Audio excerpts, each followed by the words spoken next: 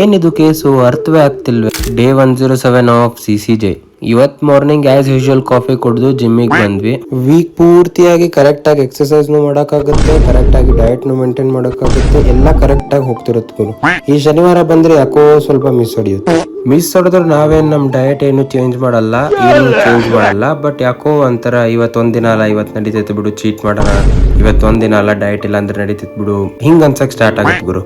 ಹಂಗಿದ್ದಾಗ ಇಂಥ ಸಿಚುವೇಶನ್ ಅಲ್ಲಿ ನೀವು ಡಿಸಿಪ್ಲಿನ್ ನ ಚೂಸ್ ಮಾಡಿದ್ರೆ ನಿಮಗೆ ಅದರಿಂದ ಏನು ಪ್ರಾಬ್ಲಮ್ ಆಗಲ್ಲ. ಯಾಕಂದ್ರೆ ನಿಮಗೆ ಅದರಿಂದ ಬರೋ ರಿಸಲ್ಟ್ ಹೆಂಗಿರುತ್ತೆ ಅಂತ ಆಲ್ರೆಡಿ ನಿಮಗೆ ಗೊತ್ತಾಗಿರುತ್ತೆ. ಸೊ ಅವಾಗ ನೀವು ಚೀಟ್ ಮಾಡಕ್ಕೆ ಮುಂದೆ ಹೋಗಲ್ಲ. ಅದಕ್ಕೆ ನಾನು ನಿಮಗೆ ಏನ್ ಹೇಳ್ತೀನಿ, ಏನ್ ಸಜೆಸ್ಟ್ ಮಾಡ್ತೇನೆ ಅಂದ್ರೆ ಡಿಸಿಪ್ಲಿನ್ ಓವರ್ ಮೋಟಿವೇಶನ್ ನ ಚೂಸ್ ಮಾಡಿ. ನಿಮ್ಗೆ ಒಂದ್ಸತಿ ಲೈಫ್ ಅಲ್ಲಿ ಡಿಸಿಪ್ಲಿನ್ ಅನ್ನೋದು ಬಂದ್ರೆ ಆಮೇಲೆ ನೀವು ಅನ್ಸ್ಟಾಪೇಬಲ್ ಆಗಿ ಹೋಗಕ್ ಸ್ಟಾರ್ಟ್ ಮಾಡ್ತೀರಾ.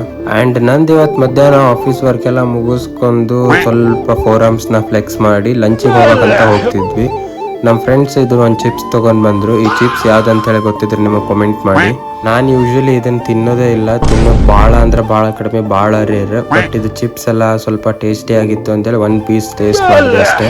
ಇವತ್ತಿಗಿಷ್ಟೇ. Stay fit and focused. ಸಿಗುವ ನಾಳೆ. ಟಾಟಾ.